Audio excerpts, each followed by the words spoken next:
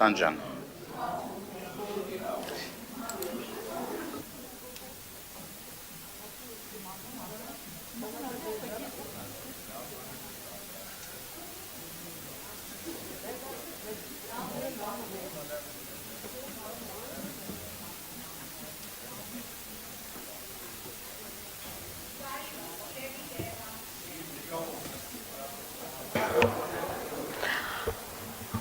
Ուրեմն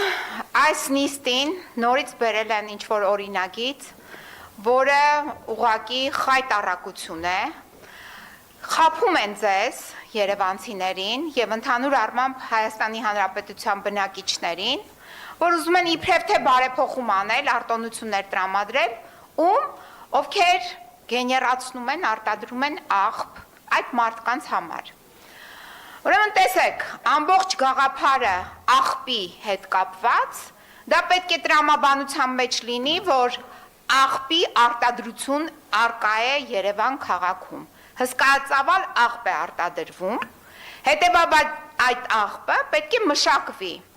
պետք է այդտեղից սկսեին աղբահանության խնդիրը լուծել, այլ ոչ թե բարձրացնեին աղբահանության վարձը, այն էլ անտրամաբանական ձևաչափով հաշվարկելով քառակուսի մետրը սեփականատերերի կամ, չգիտեմ, տարածքի, որտեղ ապրում են այդ բնակիչները, անտրամաբանական, բացարձակ, այսինքն խոսում ենք անգրագիտության մասին, մարդիկ մնացել են, այո, նույն դասարանում, տգետ են, անգրագետ են, դպրոց չեն գնացել, համալսարաններ չեն հաճախել, ակնհայտ է սա։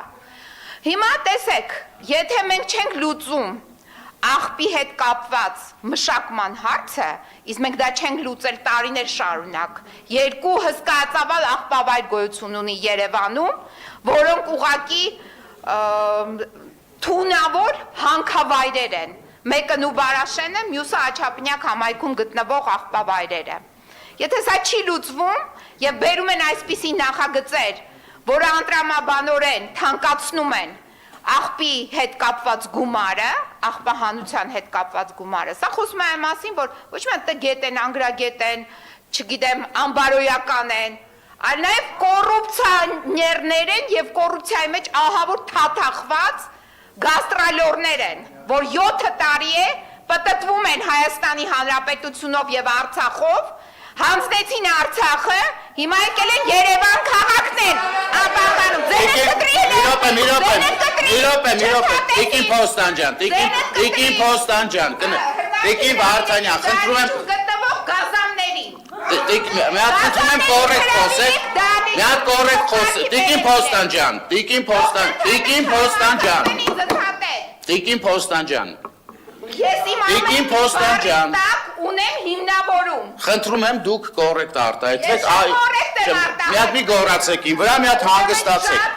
Խնդրում եմ տեղից չարձագանքել, շարունակեք։ Դահլիճի կարգավորում։ Կոռեկտ խոսեք ու առանց վիրավորանքների, այլապես հակառակ պատասխանը կստանաք, ես նայ ձեր համար եմ ասում։ Շարունակեք ձեր, դե ուրեմն շարունակեք ձեր ելույթը առանց վիրավորանքների, շարունակեք։ Դուք եք տոնը իջացրեք։ Որ դուք լսեք տոնս իմ շատ ցածր է, միջև դուք չեք Ես շատ լսում։ լավ լսում եմ։ Դե շարունակեք ձեր։ Հա, դե հիմա ժամանակը հետ կվերականգնեք։ Ուրեմն տեսեք, այս մարդիկ իրենց գաստրոլներով հանձնեցին Արցախը, հայաթափեցին Արցախը, հիմա այս գաստրոլորները ուղղակի մտել են, որովհետև անպատժելի են մնացել միջև հիմա։ Այդ որ գոռում էր, բղավում էր այս գաստրոլորներից մեկը իրենց որպես ворց հրճակած, որ ասում էր վնգստում են, չգիտեմ ինչ են անում, հիմա եկել են ստեղ են վնգստում, ասեցի ձենդ կտրի, ասեցի ձենդ Տիկին Փոստանջան, ուրեմն այս գաստրոլորները եկել են մտել են երևանցիների գրպանը տարբեր միջոցներով, գույքահարկի բարձրացում, հանրային տրանսպորտի գումարի բարձրացում, աղբահանության բարձրացում, այսինքն սրանք ուղղակի այդ կոռուպցիա, թալան եւ այլն իրականացնում են բացահայտ կերպով, բայց չեն մնում պատժված, այսինքն պատիժը նրանց չի հասնում, բայց հասնելու է, Ուրեմն դուք եք ձեր թայֆեքի մեջ ունեք երկու տիկին։ Մեկը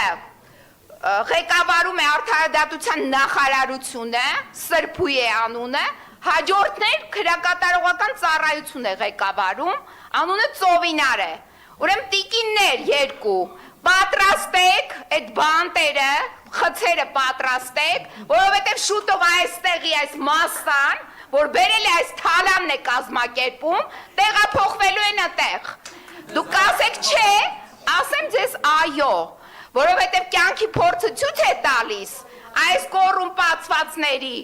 ովքեր որ ստանձնել են այս երիտասարդ դեմքերով այս ահավոր թալանը, եւ կաստրոլը, ցեղասպանության եւ հայրենազրկության հատ անցնելու են այդ բանտախցերի տարածքները։ Տիկին Փոստանջան, ավարտեք։ Ավարտում եմ, զգուշացնում եմ, Ծովինար եւ Սրբույի կազմակերպի այդ բանտախցերը շուտով Գյումրի տեղափոխվելու է Երևան։ Բայց ամեն դեպքում ես ուզում եմ խոստովանել, որ Տիկին Փոստանջան առանց ձեզ շատ տխուր էր, լավ է, որ գալիս եք, մասնակցում եք, Արամ Թորոսյան։ Համար ասում ենք շուշուտ եկեք, մի քիչ ուրախանենք, որ հետո տխրելու ենք, էլի։